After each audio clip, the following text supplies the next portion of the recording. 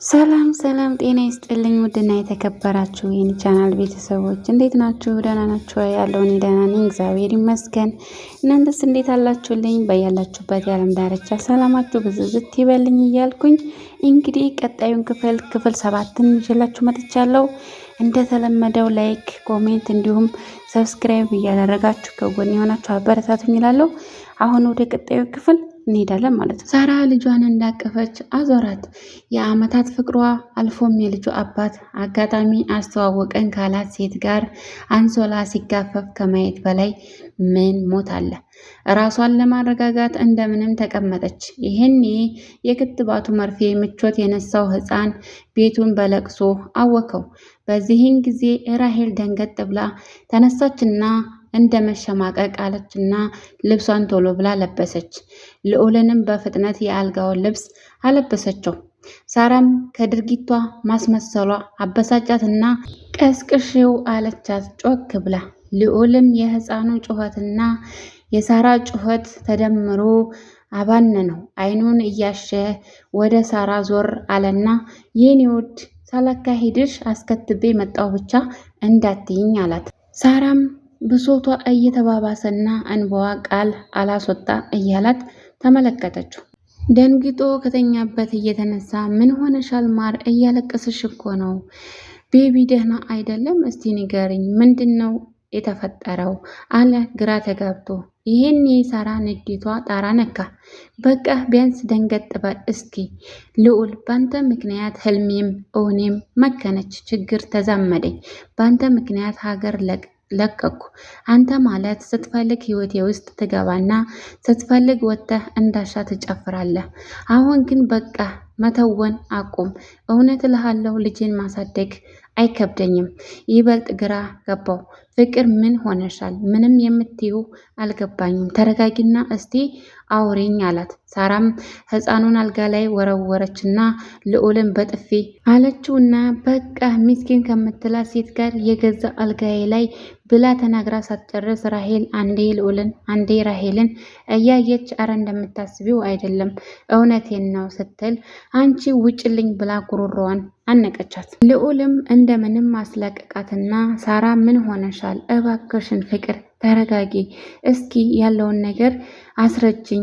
ምንም አልገባኝም የኔ እናት። ሲጀመር እሷን ብፈልግ እዚህ ምን አስመጣኝ?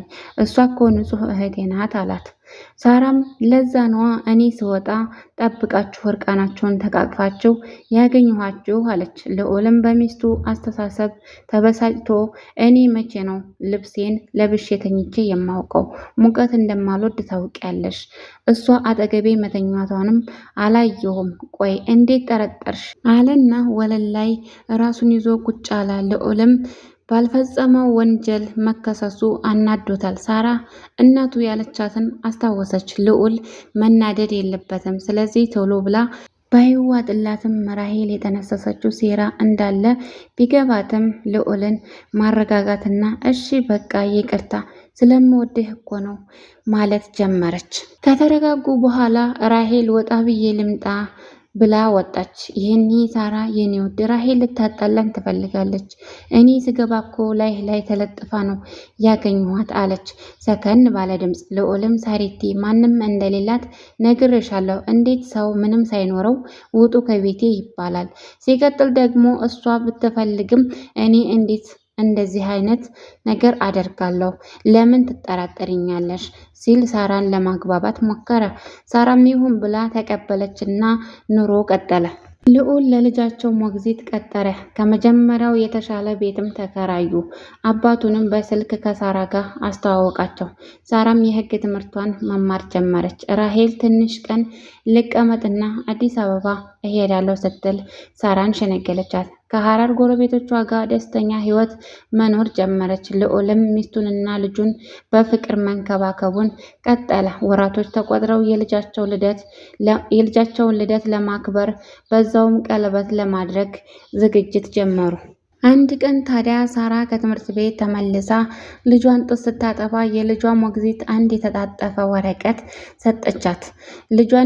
ልጇ እስከሚተኛ ተቀብላት አስቀመጠችውና ልጇን አስተኝታ ማንበብ ጀመረች። ይቅርታ ሳራ፣ ይህን ባንቺ ላይ ማድረግ ክፉ ኃጢአት ነው፣ ግን ከልቤ ይቅርታ ጠይቅሻለሁ። ልዑልም ይህንን ፈልጎት ሳይሆን እኔ ገፍቸው ነው። ማለቴ በቃ እርጉዝ ነኝ፣ ከባልሽ የ3 ወር እርጉዝ ነኝ። በዚህ ስራዬ አፍሬ ነው ከቤታችሁ የወጣሁት ይላል። ሳራ በህልሟም መሰላት። ወረቀቱን ስትገልጠው የራሄልን የእርግዝና ማረጋገጫ ወረቀት መሆኑን አስተዋለች። ይሄኔ እየተጣደፈች መሳቢያውን ከፍታ ብዙ መድኃኒቶች አወጣችና ከእንግዲህ አላለቅስም አለችው ለራሷ። ከዛም ኪኒኒዎቹን በአንድ ብርጭቆ ውሃ በጠበጠችና ጨለጠችው። ከዛ በኋላ ራሷን አታውቅም፣ ተዝለፍልፋ ወደቀች። በአፏ አረፋ ትደፍቅ ጀመረ። በዚህ ቅጽበት ልዑል በር ከፍቶ ገባ። ሳራ ወድቃለች። አይኖቹን ማመን አቃተው። ከፍተኛ ራስ ምታት ለቆባታል። ልዑልም በድንጋጤ ፈዞ ቀረ።